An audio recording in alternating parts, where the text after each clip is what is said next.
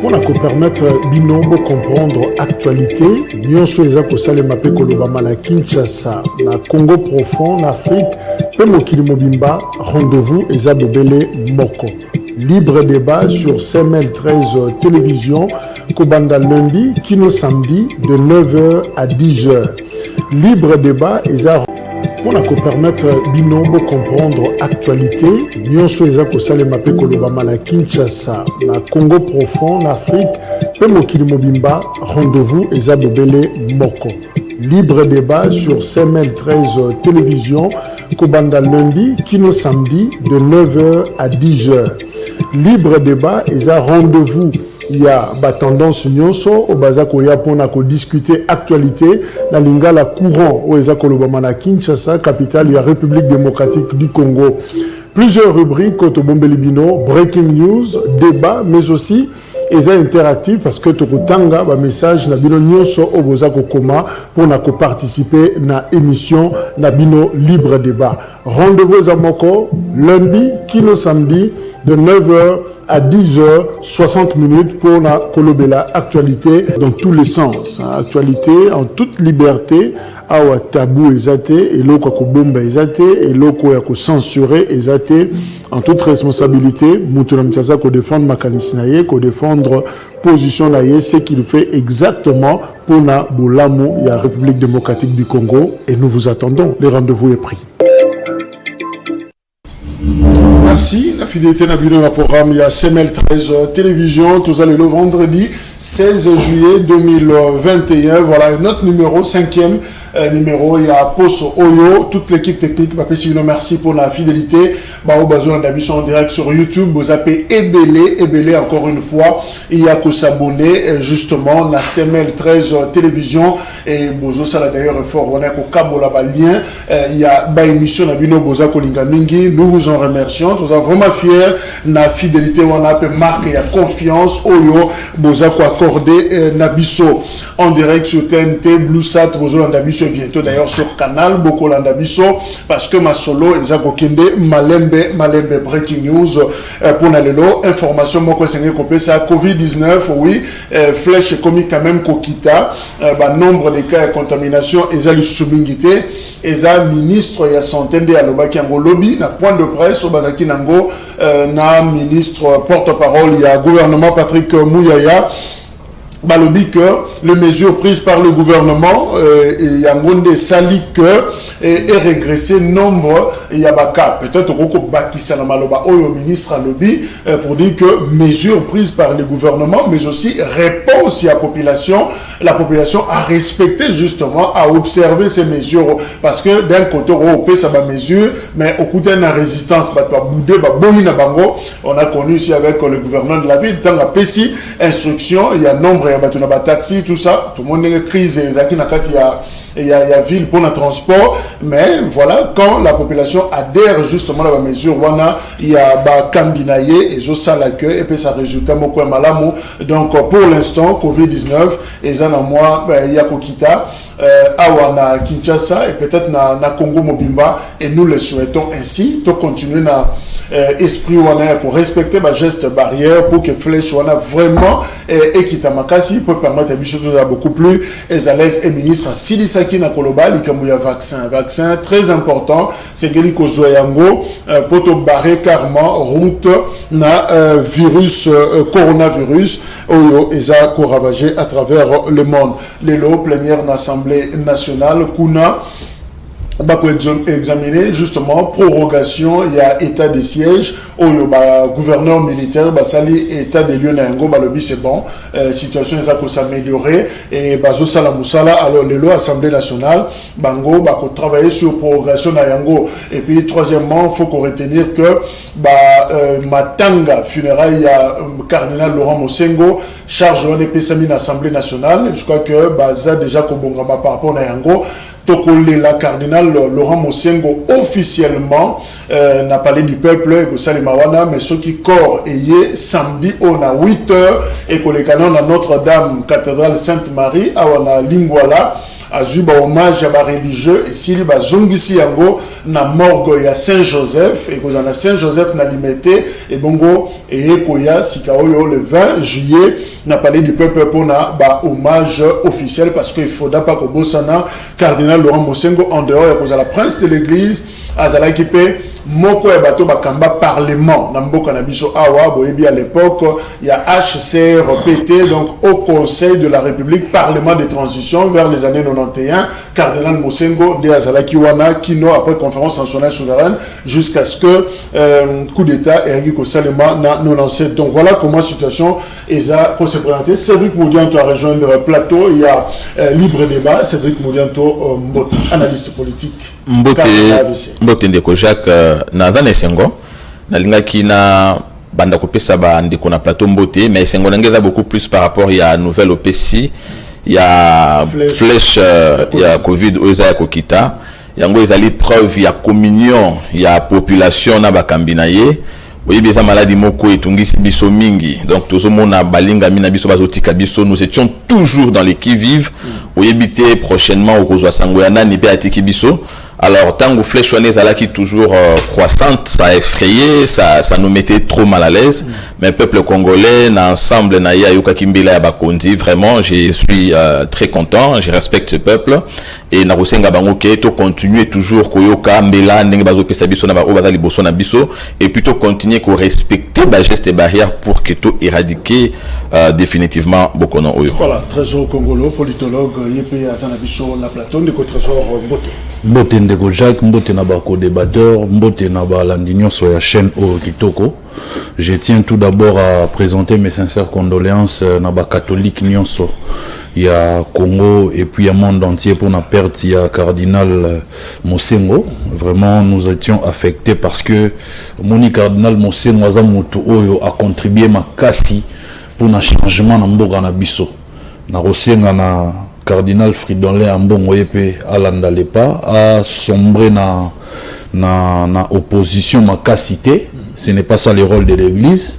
Église faisait la loi équilibriste. Église est où soit parti moroté.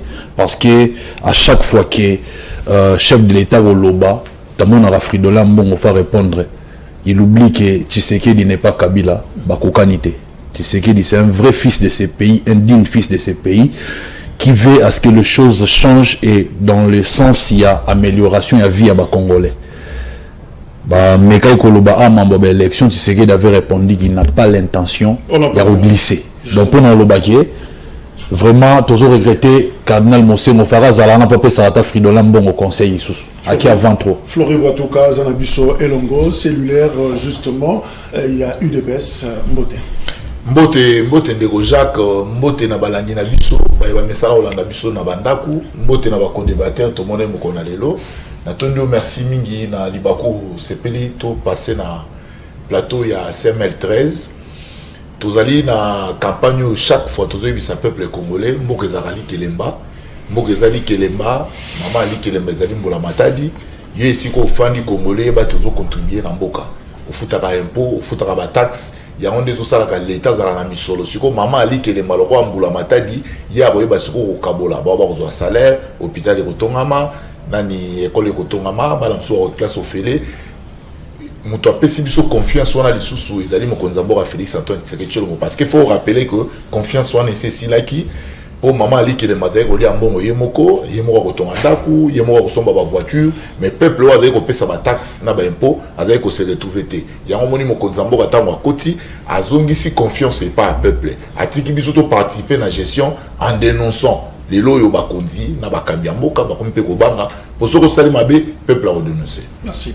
Et comment que ça pour les bande quoi FCC contacté mais finalement désisté la dernière minute et voilà que miracle pour ça là na tongo awa ezate on a laissé ces micros vides comme ça justement pour na causer la bango si peuple se ressaisir pour na rejoindre biso na plateau voilà comment situation eza ko se présenter mais alors lobby vous avez d'ailleurs rebellé à réagir par rapport à sondage il y a Bercy Autopesaki lobby que Félix Tshisekedi a sacré pratiquement personnalité politique la plus proche la population avec 15%, suivi de Martin Fayulu 13, Moïse Katumbi entre 9 et 12. Voilà comment situation bataille Kozala. Alors, ici un autre élément, parmi personnalité lingami la population, au peuple a porté bango, bazami balé, et Félix Tshisekedi na Martin Fayulu. Alors, c'est pas nous, hein, les abisotés, les groupe d'études du Congo, GEC, et puis Bandeko, Bercy, Bangonde va organiser qui sondage. Hier, on a commenté sur ça, c'est-à-dire que bientôt, on a un mot, commentaire, il y a pour ça la par contre, c'est bon. Est-ce que Félix Tshisekedi, Martin Fayulu, quoi garder cap wana s'il faut rester na kondimela résultat il y a sondage wana kilo 2023, est-ce que vous avez toujours la même tendance? Et ça surprenant de Kojak toye bibi sonyon ce que Félix Tshisekedi a commis na bokonzi lelo sur base ya adhésion populaire. Peuple congolais a adhéré à la vision, il y a eu de pèse Oyo et là qui portait d'abord, Tozong en a débuté, 13 parlementaires et tout ça, mais nous avons vu la figure emblématique de ce combat, encore de la résistance, le docteur Étienne Tshisekedi d'heureuse mémoire, paix à son âme. Alors, Simanaye Kokoufa, Félix Tshisekedi, président de la République, a porté les mêmes valeurs. Or, toyebi biso nyonso succession ya ba régime na mboka na biso ndenge instaura qui dictature na ba anti-valeur au centre ya gouvernance et ça là que peuple congolais aluka qui refuge pour naye et ça qui combat ba valeur et à espoir au UDPS a représenté qui le même combat a milité jusqu'à porter à la tête du pays le président de la République. Mais l'autre fois ce n'était que des discours, ce n'était qu'un espoir, je disais. Tout ça n'était c'est un refuge, nous voulons justement voir un changement et le changement était justement incarné par Félix Tshisekedi qui est venu en 2018 avec un discours et des promesses au regard des différents problèmes qu'avait le Congo. Mais aujourd'hui, cette confiance-là, naturellement, faut augmenter parce que les promesses qu'il avait données, ezoko kisamana landi yo awolobi bazosala musala ya prorogation voilà pour l'état de siège to yebi biso nyonso to vivara musika na zwina nchance sa koma na STT mais to za na bande ko na biso kuna otoyo kaka bakundi na bomoi ba violer mwana ya mwasi ba violer lekinayo maman na bino soki ndenge nini papa ba décapité. Donc nous mourrons à petit feu juste parce que tozo ba ke bande ko na biso baza malamu te botambola malamu ndenge nini. Mais quand nous voyons aujourd'hui le président de la République à travers la mesure il y a état de siège mouvement wana tolanda qui dernièrement 5 bastions ya ADF bazui moto. Alors tout le monde lelo oyo confiance ya ba congolais na mboka ezozonga à travers l'instauration d'un état de droit, la justice indépendante. Je pense que il y a toutes les bonnes raisons du monde où eko sala que peuple congolais asuka na niveau au tout le monde a pensé que 2023 Félix Tshisekedi élu à la tête du pays avec plus de 85-90% et aux surprenant parce que il est passé d'un discours aux actes. Donc l'engagement qu'il avait qui était hier un discours, aujourd'hui c'est factuel. Donc il y a vraiment une évidence que le peuple congolais puisse porter ses leaders politiques et nous croyons qu'il y a la croissance jusqu'à ce que nous allons avec lui et même après lui, avec l'élan qu'il a déjà commencé, construire le Congo du rêve du président Étienne Tshisekedi. Trésor congolais, que sondage ils ont préfiguré, ils ont justement l'image déjà il y a etc. 2023. Merci pour la question. Tout d'abord, on va rappeler quand nous étions encore de l'autre côté, tout ça la rémission ça fait un sondage. Ça a toujours été Félix Tshisekedi et Martin Fayulu. Ça ne me surprend pas. Je dirais peut-être que le fait où Félix Tshisekedi a Sangana Joseph Kabila et ça la loi qui quitte sa popularité n'a mouké. Pourquoi? Puisque Joseph Kabila, ça la peuple congolais m'a belé, peuple a dit surpris à mon que Félix a sangana mutuloro la Kabila, mais Félix est un malin. Félix aza en fait na maye les moro oyo. Je suis politologue, je me demandais comment il allait s'en sortir. Ndengue, il n'avait vraiment pas des institutions autour de lui. Les autres institutions appartenaient à la majorité moro fabriquée bien sûr neto bandor le bango petit de na croya que la majorité fabriquée, mais il s'est abîmé na quatre piège wana sans violer la constitution. Aza en fait mutumoro aza na maele na makasi na politique. Félix c'est quelqu'un qui ceux qui osent sur la naie, tu as l'impression comme si limbisa na terme, c'est pour baba comprendre bien. Au nom de la zoba, OK rien, azoba te.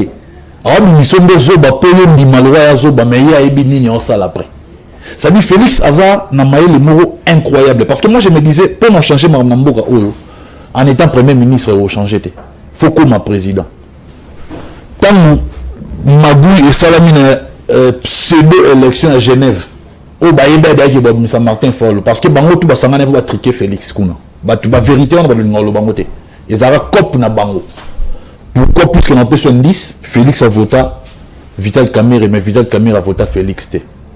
Avec quelle intention? Mais évidemment, c'est vieux débat à Genève, non? Pendant le banim, et l'autre est salagi siko qui na haute politique il fallait qu'il maintenant coaliser avec Kabila et surtout les obligations constitutionnelles parce que tout le monde cohabitation. Ndeko Jacques, je suis politologue, j'ai lu la constitution ne parle pas de la cohabitation. Nulle part de cohabitation, on parle de la coalition et la coalition c'est une obligation qui est obligatoirement obligée. Donc il faut la coalition sans coalition on n'a pas donné le mode de fonctionnement appliqué ni comment je peux dire cohabitation exacte la coalition. Alors pour nous chiter dans Félix a proche de la population. Félix a seul président au peuple l'eli. Au moins d'abord décision changée. Pendant que Kabila ta peuple l'eli, au moins il a changé. Ça continue comme ça. Mais Félix, dans minute où il a bitumba parce que nous sommes déjà engageants. Et très bitumba social ba prix équita. Sur la prix équiti, je me demande bandeko l'amour bandeko FCC discours et sous nini. Voilà, je continue à expliquer que Tozan a un vide parce que un ami il a PPRD à répondre à l'invitation. Je crois qu'il y a avoir un problème, il y a équilibre, mais je crois que vide on a tout tient intentionnellement pour que et mon a comme preuve na biso ya fort tout ça qui pour na cause avoir déco fleurie. Mais évidemment, Kabila, votre ancien allié, Azo Zalaka Tena sondage. On ne dit pas que c'est la Bible, finalement, et Pesami Awa. Mais qu'est-ce qui se passe? Lecture Nayo en tant qu'analyste et Zanini. Est-ce que c'est la fin? Finalement, il y a Kabila, c'est la fin. Il y a FCC dans l'opinion, parce que finalement, le sondage, Azo apparaître toujours pas. Merci Ndeko Jacques.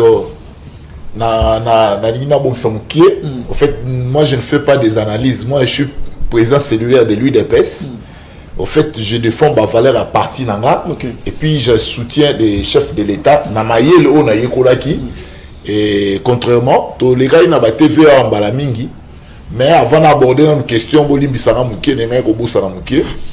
et c'est là qu'il peut ça condoléances nanga pas ya famille à Tata Cardinal Mosengo et puis na Lingomba église catholique pour nanine. Je me rappelle tantôt ça bitumba avant l'élection et UDPS à côté na église catholique tout ça là 50-50. Je crois le président AI Jama Kabound à l'époque avait secrétaire général à Salara déclaration et puis c'était vrai 50-50 les alliés pour nous chasser et mettre fin na troisième mandat il y a Joseph Kabila na banza. Et Mokonzambo Félix Antoine Tshisekedi Tshilombo, il a raison de bénéficier d'un sondage Joana. Parce que, bisotan tu dois défendre Mokonzambo, bisotan tu comprenais volontaire Ginango, les gens nous ont traité de dialélistes et tout ça et consorts, bah tu as ça banzété, mais nous avons compris qu'il était le fils du pays et il avait la vision Yamboko. Soko Tali, en 2009, dans l'émission Moko et pas Jean-Marie Kassamba, Mokonzambo a le clair. Alors, il y a qui que tout ça n'a pas peur tout ça et la volonté à peuple mais t'as la souci n'a pas ces alliés na lingité na ça la moussa na bateau oyo bazali tromper na ba corruption na ba détournement 2009 papa Tshisekedi na makasi sans autre de raison mémoire mais Félix Antoine Tshisekedi Tshilombo a dans la vision et lorsqu'il a pris le pays il devait concrétiser sa vision il fallait courir ba côté Seni Tobandi il est le seul qui a été franc la 10e rime pour l'élection le dit Nenge bomoni boyoko banda lelo Kabila a son ennemité. Kabila comme allié d'alternance, partenaire alternance. Les gens ont mal compris. Au moment dans le sondage, ceux qui le peuple attend un combat Fayoulou, c'est parce que quelques-uns bazana on a l'okuta. Pour Fayoulou la bibi na l'okuta, Fayoulou aye na l'okuta. Le roi la Tshisekedi d'Alobayi Kabila zali partenaire d'alternance, Fayoulou va prendre le mot pour dire que Tshisekedi d'Azali marionnette ya Kabila. Et le peuple, les Congolais lambda, le roi va comprendre une stratégie, il a fallu du temps. Mais il faut se ressaisir dans le ciment. Dès que saisir, mais Mikoloto que les liboso, bah tu vas comprendre que faut le citer dans quatre peuple pour un mensonge. Pour ma camion sur le bas il y a un patin, il y a un placebo, il y a lilingi à pamba, et le peuple a comprendre ce que faut le regarder comme ça, faut le regarder mon balukuta. Tant que Konzambo a commis, qu'est-ce qu'il va faire? À faire participer le peuple dans la gestion. Le peuple a oublié de tenir Jacques. À faire participer le peuple dans la gestion. Dans le bagarre mi-coloniaux, ceux qui basent aucune institution, aucune signature, na décision. Biso va tout tirer les bandes, biso va tout gérer. Biso tout gérer à la dénonciation. Mokonzambo va pouvoir réussir à faire participer biso dans la gestion Mboka. Il va humaniser le service à sécurité. Il va donner des orientations. Que bon inquiéter peuple où aller qu'on revendiquer et grâce à la revendication de trouver ba kinga na yibaki de trouver ba mbongo wana bazwaki et comment quitter grâce à la revendication de trouver ba qu'il y a dénonciation plutôt de trouver ba décision mon conseil na conseil des ministres parce qu'il faut voter la question au conseil des ministres c'est ça les maka tout le monde a ministre a appelé son compte rendu et dans le rapport biso to noté to participer à la gestion ah ndeko yo ba ba na yo ça la brutalité. Quand on dénonce, les chefs maman ont saisi. C'est ça que, et ça dit que le peuple a compris que la moto a servi le peuple. Et c'est tout à fait normal. Son âge à Mokonzambo, lui-même temps, on va voir, j'ai des Jacques. Président qui n'a pas de transaction, mais à Sali, 4, 5, une semaine à Libanda, beaucoup est stable, beaucoup est bougé. Et je crois que ça a une raison d'être. Merci, Ndeko Flory. Alors, grande actualité, et ça, calendrier. Il y a désignation à l'animateur, il y a commission électorale nationale indépendante, Oyo Ekobanda du 14 au 27 juillet prochain. Alors, Kuna, désignation à membre de pendant 10 jours, et Kosenga, Kopona, va valider la liste wana, et puis finalement, et Kosuka mardi 17 août, et Siga président de la République, à Rosala, bien l'invité, il y a qu'on investir, qu'on procéder à l'investiture, il y a membre wana, il y a commission électorale nationale indépendante, cartographie et Yébani, majorité au pouvoir, Bakozwa 6, bandeko opposition, Bakozwa 4, bandeko la société civile, Bakozwa 5. Na 4 la société civile, na 5 wana, ba confession religieuse, Bakopé, ça 2 personnes, dont le président, il y a Seni, à route à la confession religieuse, plus un membre, qui siège à plénière, puis ba organisation, ils ont spécialisé dans la question électorale, Bakozwa 2 membres, puis ba organisation féminine, Bango, Bakozwa, membre, Moko, ce qui fera au total 15 personnes au bazar, Zélami, na la commission électorale nationale indépendante. Alors, na moment où mis sur la confession religieuse, parce que nous, toi, Kamba Seni, on a dit que or, information, mbongo zo circulé na C. Alors, tu évidemment, mbongo bazo nga ba corrompre nan ba pasteur, ba sango ba nani ezoye banate, mais mbongo eza ko circuler pour la désignation, il y a une personnalité indépendante et compétente pour na kosala musalawana. Il y a même un confrère Oyo Bakomi. Il y a risque de sacrifier la méritocratie sur l'autel du clientélisme. Alors, Tata, Nabicho et Molimo, ça tenté justement pour la désignation. Alors, c'est vrai que, Moudianto, peut-on faire confiance dans la confession religieuse maintenant? Tous la catholique, protestante, kimbanguiste, communauté islamique au Congo, orthodoxe et les autres églises de réveil. Est-ce que ça a confiance pour tout ça la différence il y a 2006, 2011, 2018? Ndeko Jacques, pour qu'il y ait corrompu, il faut qu'il y ait un corrupteur.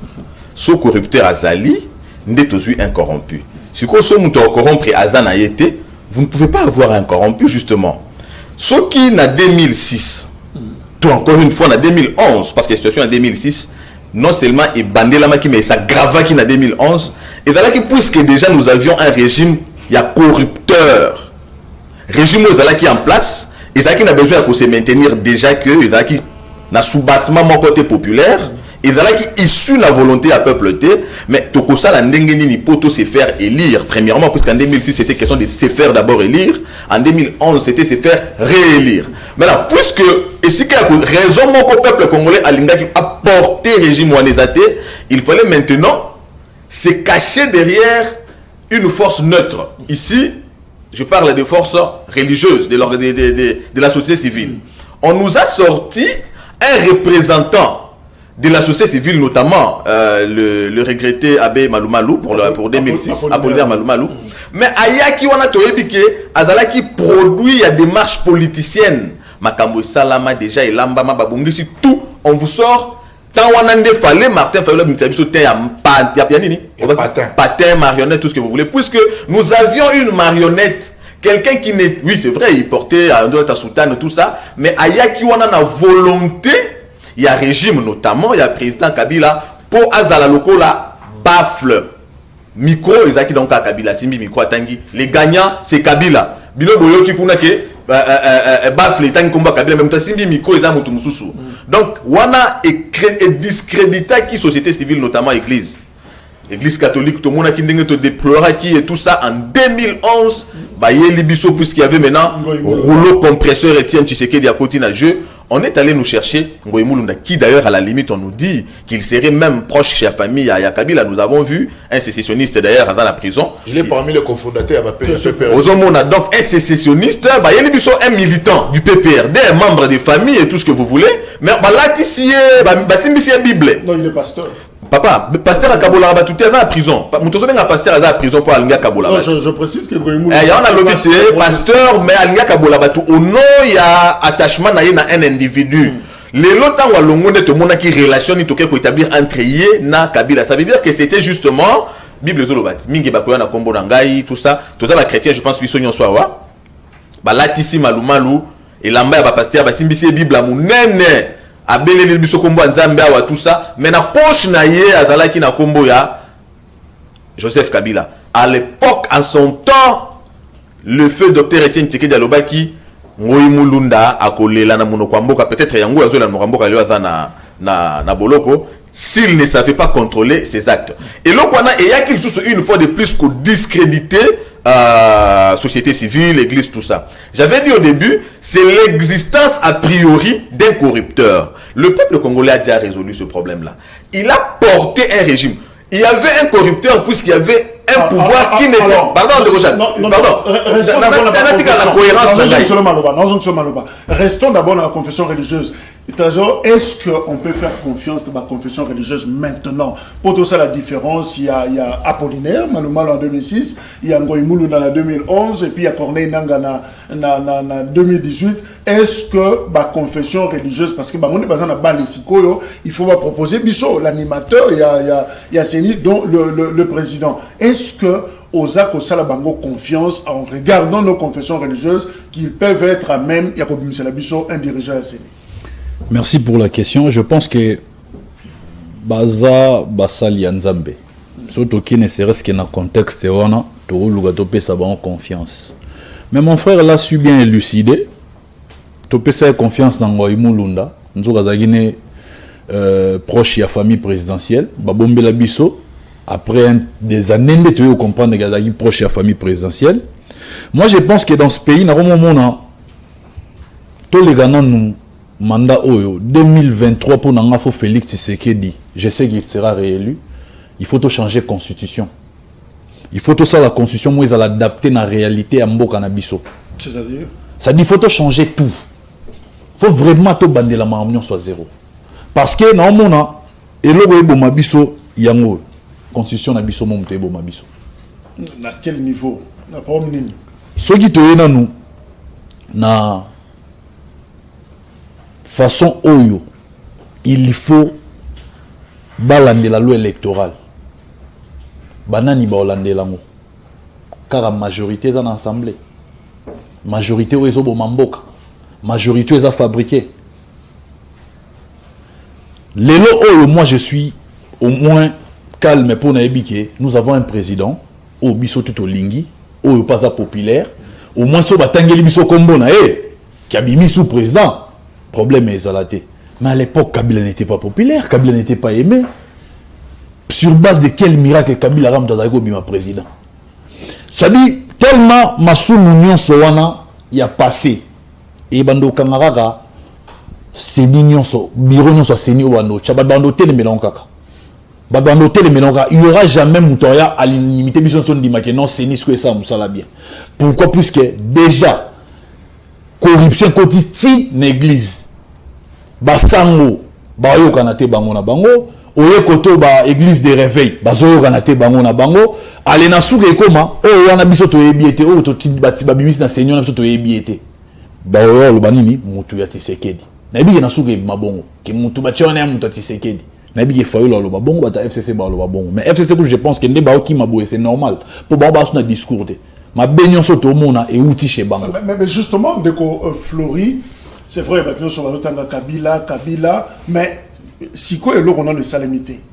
Est-ce que nous faisons confiance à ma pasteur, à prince de l'église, qui est basé, ce sont de personnalités crédibles, honnêtes, et les autres zones d'Imabango, parce qu'on appelle ça la communion tous les jours. Et surtout qu'on a l'assure que Mouto Bango Bako Bimisa, parce qu'ils ont 10 jours pour ça, ceux qui va Bimisi Mouto Wana, à Gozala, ni Moutou à gauche, ni Moutou à droite, pensez-vous vraiment que le scénario est à Malonda et qu'on s'est répété le soutien? Merci Ndeko Jacques. Nalingi ba téléspectateur ba Hollande biso to comprendre le moko. To mi tunana motuna qui est corrompu et qui est le corrupteur.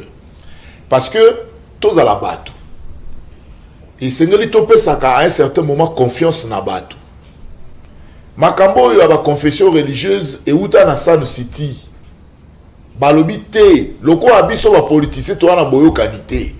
Le quoi abisso va politicien tous en abadou tout est parce que yo peut perdre aux yeux muto peut perdre na robima so yo ide pes aux yeux muto ide pes na robima qu'est-ce qu'il faut faire to yebisa ba sango to yebisa confession religieuse ba sangana ba pesa biso moto auto ko estimer ka rozala neutre mais alors il faut ko expliquer boy lorsque les gens viennent déposer ba candidature na bango ba to baza ko concourir et ça la ba candidat na ngwa kolinga koya Moutuna Moutarosa la zobuna na nenge na ye pour que a gagné confiance il y a ma confession religieuse.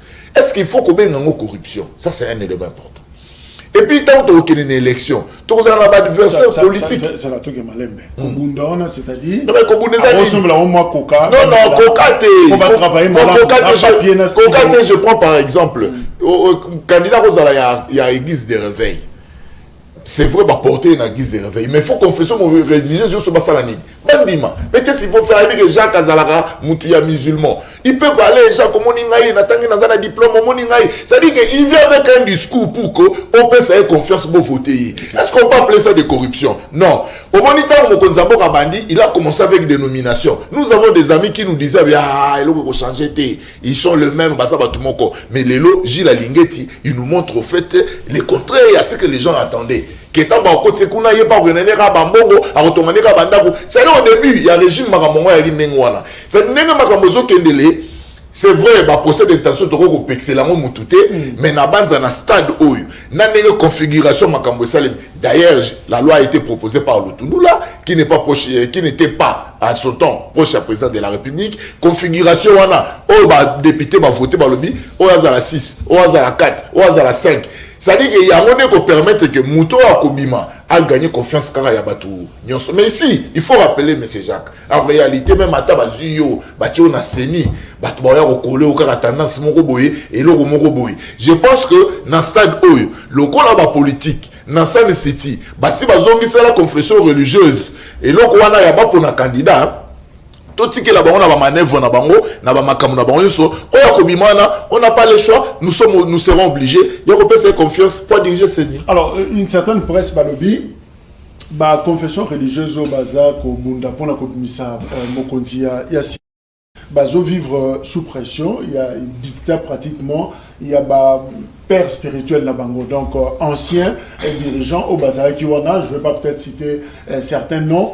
Bangonde, parce que Baza n'a pas attachement, n'a pas parti politique, Baza pour influencer Batou. C'est-à-dire que tu penses que pression là, est solo, est-ce que ça peut continuer? Non, on a une question sur la confiance de Jacques. Puisque maintenant, il y a un régime qui vient du peuple, ça veut dire que ce régime est rassuré, et surtout que c'est un régime démocratique, Aza rassuré, et Aza aussi prédisposé, soit il y a pour gagner, soit il y a pour perdre. Le plus important pour ce régime démocratique, c'est que la volonté du peuple est à la respecter. D'abord, c'est bien pour ça qu'il faut déjà bannir l'option ou encore la mentalité, rumeur, et ça passe une découverte pour corporation Nabino. Moi, quand Nabino a na corporation, je profite de l'occasion pour vous saluer. Patrick Local, à Landinga, il a vraiment félicitations. Bon, mais quand on combattre comportement beaucoup mis on va sombi ba journaliste bosomba mi ebele bokomi ba partisan bo ça ba adhésion officielle na ba parti politique bangonde ba tambousa ba nouvelle ya ke ba mbongo ezo tambola tout ça on est en train non peut être aussi vrai. Attendez mais non attendez non nous savons aujourd'hui comment la presse fonctionne. Alors on va accuser et to yebi ba accusation des autres na kanini finalité na moto yebi Moutou Akobima et Rosala Ange Gabriel, Michael, tout ce que vous savez, c'est un Congolais qui sortira de là. Et c'est Congolais. Alors, tu peux être Congolais. Tu dois être un Congolais comment? Pour ton dire qu'effectivement, à respecter normes, il y a à respecter processus, il y a désignation. On est déjà en train de faire circuler tout ceci pour dire à la fin, Wana Aouti na Lingomba tel pour que Abimisa Moutou tel. Je pense qu'il y a photo tika. Par contre, Nalina répondre à la question pour Nagoloba. Effectivement, et l'autre ça na niveau oyo, ils ont appelé na conscience. Ce qui est na ba démarche ya ndengwa nezo salama et comme il y a un caractère partisan et aussi je peux même dire tribalisme, mais que le leader tout le monde ba leader politique ndé ba sali campagne ya tribalisme en plein jour, un leader politique. Bah autant que dans sondage malheureusement, mais il encourage le tribalisme. Vous comprenez? Alors bilo qu'on est et qui na mangomba et côté l'église, leader il y a l'église, prince de l'église, bosani que l'église est au milieu du. L'église est marche de la société. L'église reste proche de la population. L'église porte la voix de la population de Bolobaka. Vox populus, vox dei. La voix du peuple c'est la voix de Dieu et Dieu est représenté par l'église. Maintenant l'église est côté siko na ba appartenance politique na cause à l'approche ya Kingandi ndozo mona siko ba problème comme na kati na bango pour désigner ba autorité ba responsable to ba oui ba responsable ba représentant légal ya ba église wana ba komi ko luka ko influencer pour que ba tirer ficelle ba zoa représentation ya Seni et puis ba ça là ba continuer militantisme na bango. Moi je vais juste faire ce travail à ce niveau là, il y a quoi appeler la conscience. Il y a conscience parce que bango na minute wande ba corrupteur, ils vont mettre tous les moyens. To yebi pe ba officine politique où ils ont fonctionné pour appuyer bango et la finalité sera pour salir l'image du régime. J'appelle à la conscience et de ceux qui sont sous pression et de ceux qui mettent la pression parce que le Congo de demain appartient à tout le monde. Ça appartient également à leurs enfants. Ce qu'ils sont en train de faire aujourd'hui. Peut-être que ce sont les enfants voilà, qui... On dirait un mot sur la congolité parce qu'on évoquait un mot vers la fin. Alors, Trésor Congolo, moi, marche arrière par rapport à l'histoire de Bisso. Visiblement, c'est comme si depuis l'élection bandana Congo, du moins, avec la CEI, CENI, on dirait que la confession religieuse n'a pas tout visiblement. Donc, on soit parti politique. Alors, les sons ni netoko zoasikaoyo na ba onyo so bakamba seni. Pour te éviter je reviens encore sur la question et l'okoni ni oyo ba confession religieuse en termes de recommandations ba ko zo en compte avec Malumalu, avec Mulunda, avec Nanga oyo il faut te éviter na 2023 na seni otozo démarrer siko. Et là on y a ma bezalaki. Eza moi pas si mon frère Alobiango les politiques bakotara partout. La politique botika jamais choix ya président ya Seni et les gars na facilité boy. Ils seront toujours là. Na olingana qui na débat on a tende go Jacques pour au fait pour nangai il faut tout recommencer à zéro. Pour nangai il faut bacha mesure d'encadrement morobo o et ça là. On n'a pas besoin ya président Seni Potoyeba qui a remporté les élections. Si ne serait-ce que d'être votaka bako tchapena c'est-à-dire je sais pas bachata ba caméra na ba salle ya ba benga nini ba salle na ba bureau de vote merci ba bureau de vote bachata ne serait-ce que c'est-à-dire tant au monde les gars na États-Unis c'est-à-dire ba ça résultat centre par centre directement c'est-à-dire peuple émoro il s'est fait une idée qui a remporté les élections. Comme ça, et tout le monde na psychose autre qui est président ya Seninde Foya Kolobanion sauté peuple pe ayeba ke nini zo leka réellement pendant l'élection. Et ça la mambo fake news ba réseaux sociaux autres za la gi ba to ba créer ba papier lukuta ba kanga ba photo ba la ça ke faulu mutaganyete. Et ça bina à titre officiel que bisonyo stoyeba. Pour boesiko to komikara potera président Seni. Donc ya le roi biso ba voir na biso président Seni rosa na o alingi alors. Ça ne compte pas, mais c'est important. Évidemment, à sa personnalité très importante, il y a une histoire électorale, rôle ni Malumalo a joué, rôle ni. Il y a une photo de la Marambe Belé. Même la constitution fait à toucher photo de la Marambe Belé. Pourtant, il y a des gens qui ont Oyo. Pas Oyo, c'est un résultat, il y a San City. Depuis là, on n'a pas encore changé grand-chose. Une photo de la Marambe Nyonso. Tout ça, la constitution, on doit tenir compte de la réalité à Congo. Notre exemple là, on nous parle, il y a opposition à Mambo, FCC Zalaki, ceux qui ont bani, toi qui es en cohabitation, la bonne cohabitation dans la constitution zate. Tout ça c'est la cohabitation on est. Il y a un monde qui faut battre, ba mesure d'encadrement qui non, ceux qui les coalition zate, mboko eko kamba na cohabitation, en ce moment il va renforcer moi mon pouvoir à chef de l'État parce qu'il y a comme faible. A-t-il lié contre la majorité et surtout, tant qu'il y aura la majorité au Parlement, à l'Assemblée nationale qui fera tout pour souffrir. Pour à un moment donné, majorité peut être corrompue. Majorité peut être en tort. Et la question est basée sur Belén de la question, on a raison. Batuaton de Belé, Balouba qui est beau, Magési, Botiga Barabas. Est-ce que Batuanon Baba qui est Belé, qui est beau, Magési, Botiga Barabas, Bazara a raison. Bazara a raison. Donc, pour le Banini, qui est Mboka, pour Mambo Belé changer, il faut que zone à peine mon mukesi, mato bande la Mambo Belé. Pour Boé, tu vas en discuter, on a un président Seigneur Zanzambete. Ceux qui ont mesure mode d'encadrement pour que la population se faire une idée après l'élection, tu vas que non, tu vas gagner en solo. Tu vas gagner la présence, tu vas gagner la coup constitutionnel, tu vas gagner pour début, tu vas voter. On a déçu. Combien de fois on a voté première élection, on a voté Bemba. Bemba Bimate. Douleur. Deuxième élection, on a voté Antoine Etienne Tshisekedi. Abimate douleur. Troisième élection, tant on a Félix Tshisekedi dans Zalagi, na massa honorable Junior Néon Balé Matota là. Niveau n'a pas pour la première fois on a voté et Simbi. Mais na souga lobby nanga ngopé mabe. Mais finalement, ce qui est présent sur cette bande de Mamabe, il y a un lobby qui est tombé de la Mambe là zéro pour Moutuna Moutas à la sûr que non, Marambo on ça la Maboué. Ce que je suis bien qu'il y a un membre solo et un membre le coutaté, tout corruption ça. Alors, Ndeko Flori, comment on peut exercer justement contrôle citoyen, surveillance ou citoyenne sur ma confession religieuse? Parce que n'a rappelé calendrier du 14 au 27 juillet, il y a des actualités de désignation, membre de la commission électorale nationale indépendante par les composantes. Alors, Batoubazan a charge ma sur Batelimi sur les confession religieuse parce que Bango Bimisa, Mokambi, pratiquement, ils ont 10 jours pour ça, pour passer ça à Moussalawana.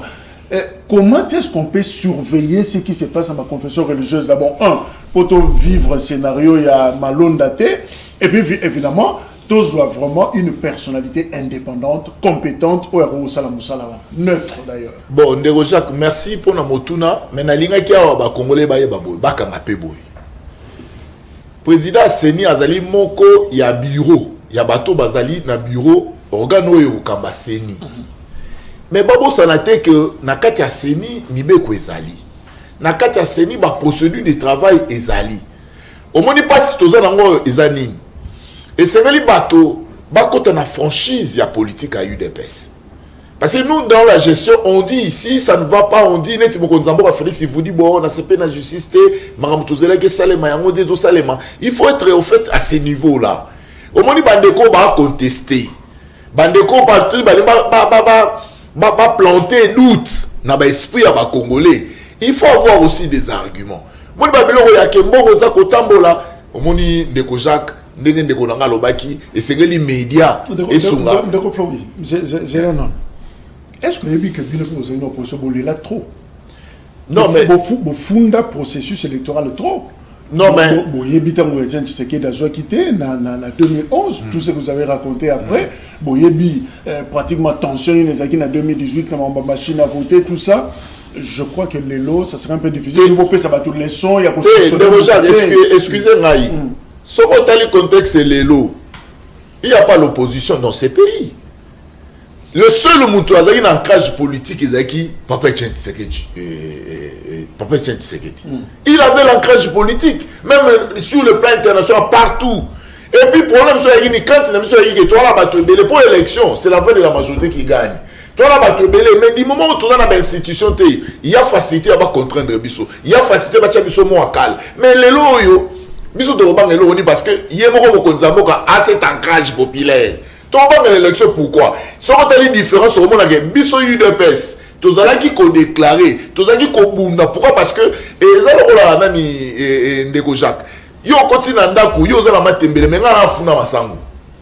Ngana l'avantage, ngana funa masango. Pour peuple voter azali na ngamu na biso.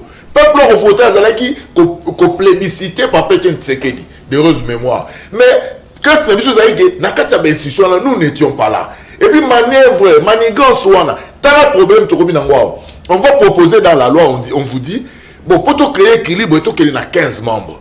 15 membres déjà pour te créer équilibre. Et puis pour te créer équilibre, il faut plénière Rezala. C'est-à-dire le président Yasseni, Azala na autorité, l'icolo ya ça c'est ce qui dit la loi. Pour te évoluer le sous le biboui. Tout le monde là nous makambo, il y a une imposition, il y a un parti politique, il y a un regroupement. Au nom de Roger, le roi biso de Tina Yokuna, il faut ça Makarabi. Non, il faut tout supprimer.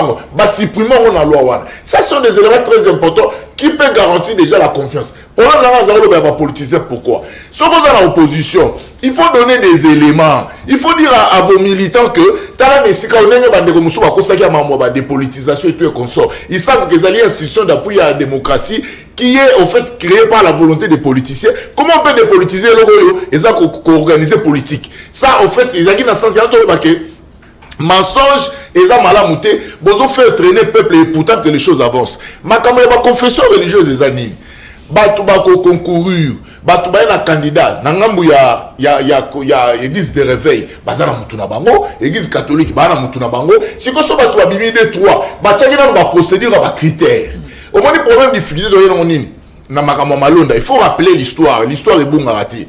Ça dit que souka makambo nenge salemaki et yiko salema malamu mingi te ba musu ba bendani ba lobi to ndimi yangote to approuver ngote curieusement Mabunda va récupérer nani situation ba beni pour ba isoler ba musu et créer tension mais jusque là ba confession religieuse bango moko ba na problème te ba confession religieuse bango moko ba remettre na doute il y a des marches na bango te ba confession religieuse mais pour nani ni biso ka libanda ba ko tcha mutu na bango ba ko tcha moko ba diko tambola il y a ceci a on a lo bango Mokonzambo Félix apesi biso pouvoir peuple ndeko Jacques soko moni bapesi mutu mbongo ya ko na TV soko moni lelo soko lobby ba koya kokanga yote pe ba koya te demia pesate ane yozete ba koya olanda yo soko na ba élément ya corruption soko na ba élément pour convaincre batu na doute na yo ya ka présenter yango ba dénoncer yango mais laissons les princes de l'église basala musala na bango on a posé la désigner wana ceux qui contestation et pas na bango égalité. Tout ça oblige à redémarrer. Nous regrettons l'absence, il y a un déconabiso, il y a PPRD, mais peut-être que Cédric Moudin peut répondre à la question. C'est vrai, 6 pour la majorité, la composition insénie, 5 pour la société civile, 4 pour l'opposition. De quelle opposition? Question en l'équipe mathématique. Évidemment, Zaki question, Bango va répondre, malheureusement, Bazate, qui se considère opposant, parce qu'on a confloré le opposition, qui se considère maintenant là, Naniaza opposant, il y a pouvoir en place. Alors 4, on a obimé pas ma banane. Bon, na bandi na opé sa précision par rapport à Ndeko Flori. Non, l'opposition c'est quoi? L'opposition c'est le fait, il y a cause à la permettez-moi de lire en français, en opposition, qu'on partageait même avis, n'a pas au baso gouverner. Vous voyez? Et cela doit nécessairement porter sur des valeurs négatives. Mon UDPS, franchement, l'UDPS a mené un combat des valeurs, une opposition, il y a quoi accuser dans les vies du thé. Là-bas, on a tué, vous vérifiez, on a tué. Là-bas, on viole les principes, on viole les principes. Ainsi de suite. Il y a une crédibilité, même au niveau international. Je ne suis pas de l'UDPS, je suis de Haute Révision du Congo. Maintenant, dans le régime OEP, effectivement, il y a de l'opposition. Ndeko Martin Fayoulou, à ça opposant. À la différence, dans l'opposition à l'UDPS, puisque l'opposition de l'UDPS était portée par le peuple. Le peuple a porté l'opposition de l'UDPS au regard, il y a Babouro, Babouro à peuple, bien sûr, Bazaki na pouvoir. Et l'UDPS, Azaki na monté, puisque c'était le peuple. Malheureusement,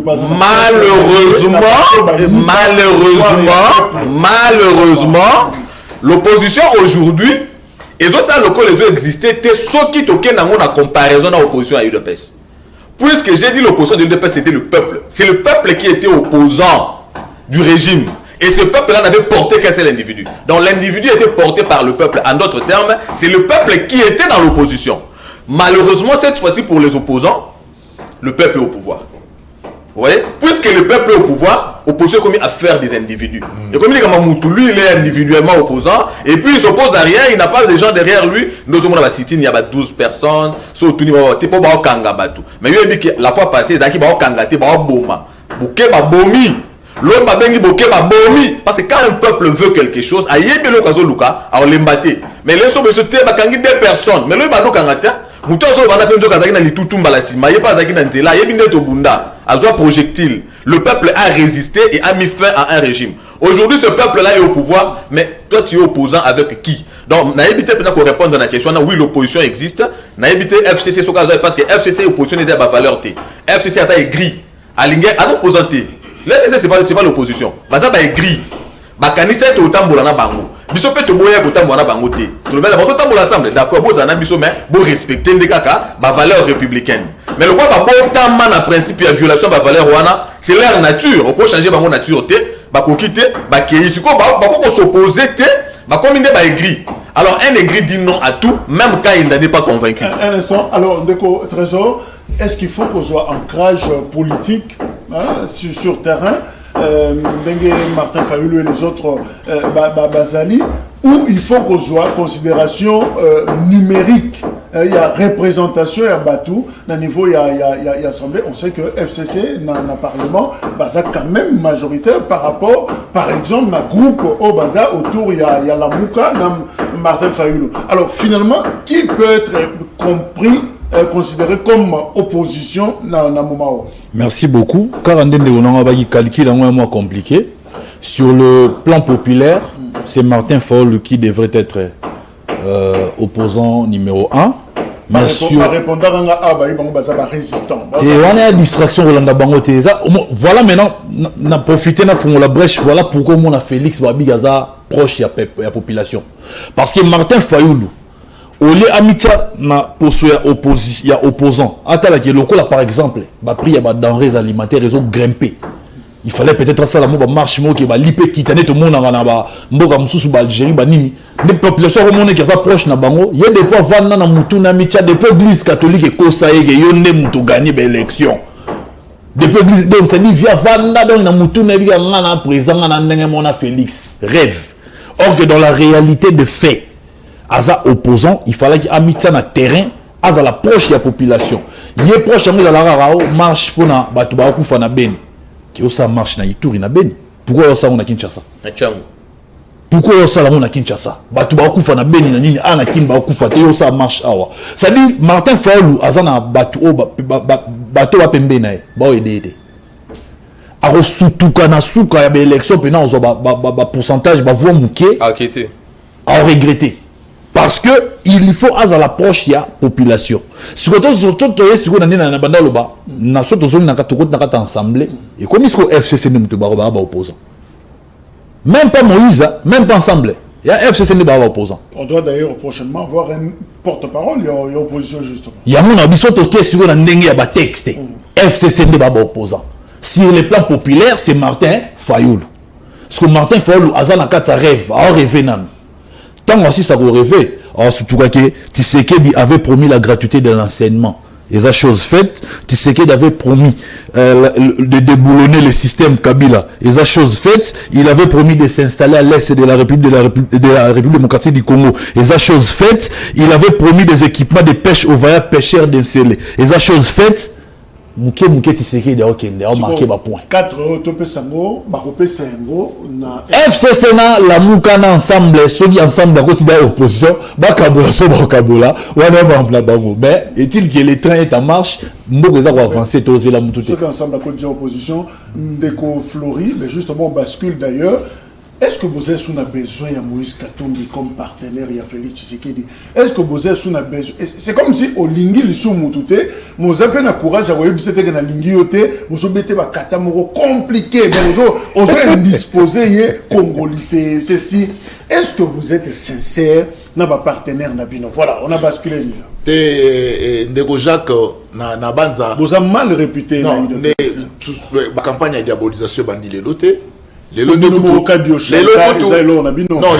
normalement on a TV bah on a papa Etienne Tshisekedi Mais lorsque nous, on l'appelait prophète politique, les gens ne nous croyaient pas. Parce que le monde a vu ça, il y a sans été. Mais sans été, il y a un changé de configuration politique. Au moment où Nalingaki avant d'aborder question, na mekampe kolobe la makambo ya opposition. Mbala mingi ceux qui boso na mutu, il faut yeba ke lo to so na la oyo, est-ce que la configuration na mobe ko zolo banini?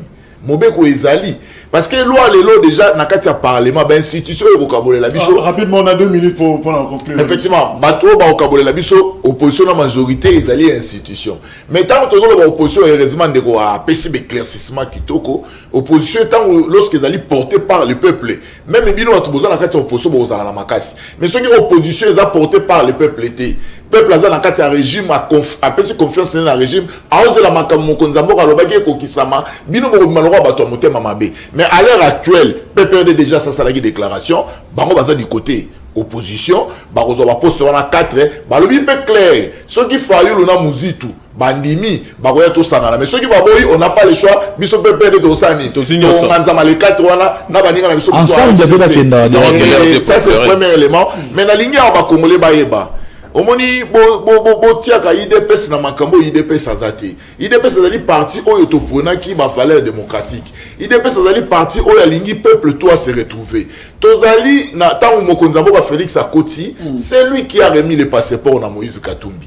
Et puis nous avons rappelé awa tango Moïse aya linga sala ba meeting, boyu ba semo ba baki avion na ye, avion ba pekisi parce qu'on était en coalition na FCC.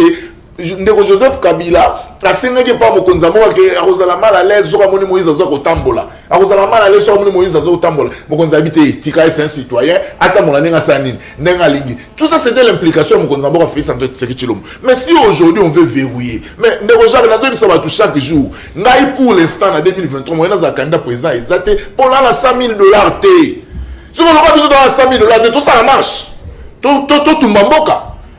Ceux qui parlent que bon on les a verrouillés, balobi boy aux congolais, mais Moïse Katumbi a soutenu Fayoulou qui ne le sait pas. Il peut encore choisir un autre candidat à soutenir. Est-ce qu'il y a quand même phase de la présidente? Non. Merci. Alors, Ndeko, c'est dit que peut-être aux autres ça, Nayo, Congolité, finalement, débat Izamakasi, on a d'ailleurs suivi chez nos confrères Top Congo, Christelle Vwanga, Ndeko Ntingi Pouloulou, on a d'ailleurs porteur, il y a initiative, on a Noël Tchani. Et finalement, d'ailleurs, il a dit que Mobutu, Kassaboubou, il n'était pas de père et de mère, voilà, qui ont détruit les pays. On n'entre pas dans ces débats.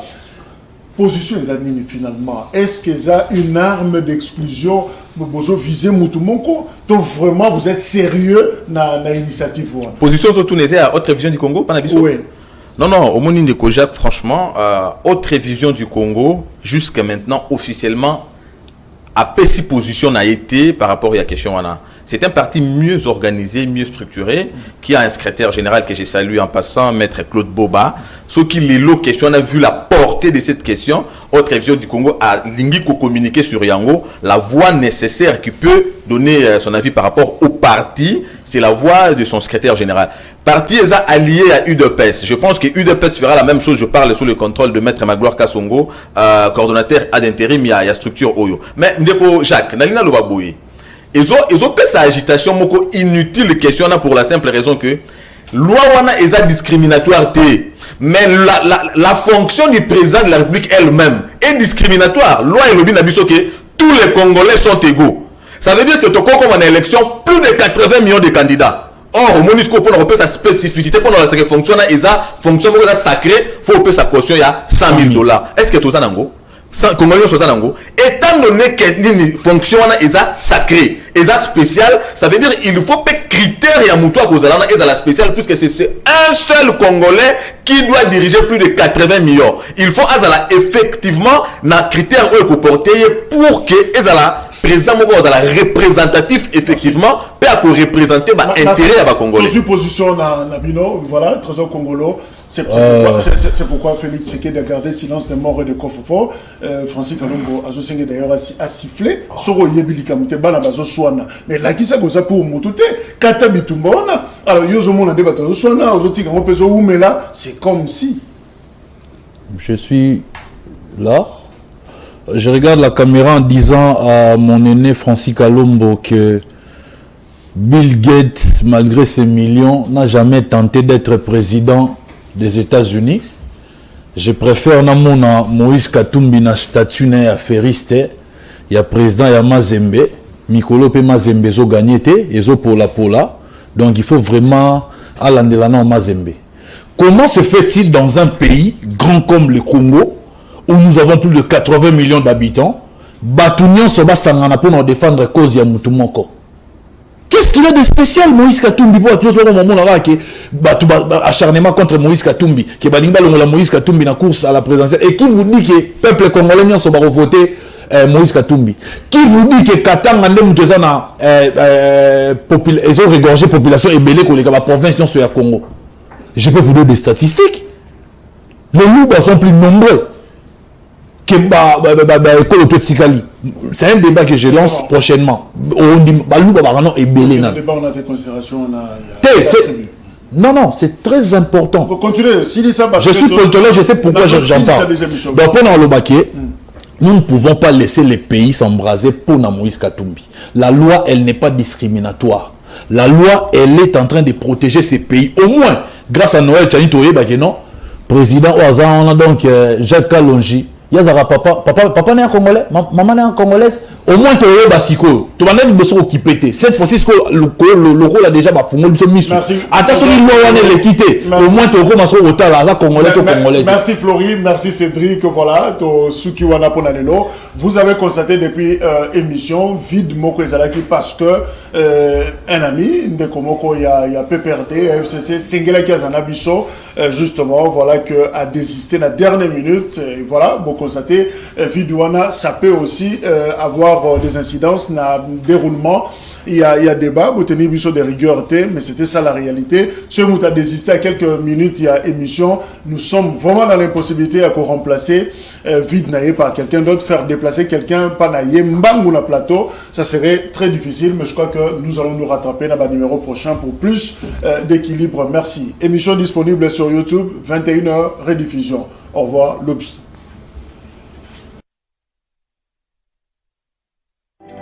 Pour permettre bino de comprendre l'actualité, nous sommes Salema pe Kolobama na Kinshasa, na Congo profond, en Afrique, pe Mokili Mobimba, rendez-vous Ezabobele Moko. Libre débat sur CML 13 télévision, Kobanda lundi, Kino samedi, de 9h à 10h. Libre débat, Eza rendez-vous. Il y a tendance nyonso au bazako ya pona ko discuter actualité na lingala courant au Ezakolobama na Kinshasa, capitale de la République démocratique du Congo. Plusieurs rubriques au Bombelibino, breaking news, débat, mais aussi eza interactif parce que tokotanga ba message na bino nyonso au bozako koma pour na ko participer na émission na bino libre débat. Rendez-vous à Moko lundi, kino samedi de 9h à 10h, 60 minutes pour la Kolobela actualité dans tous les sens. Actualité en toute liberté, awa tabou ezate, et loko ko bomba ezate, et loko ya ko censurer ezate, en toute responsabilité, Moutouna Mtiaza ko défendre makanisi naye, ko défendre position naye, ce qu'il fait exactement pour na bolamu ya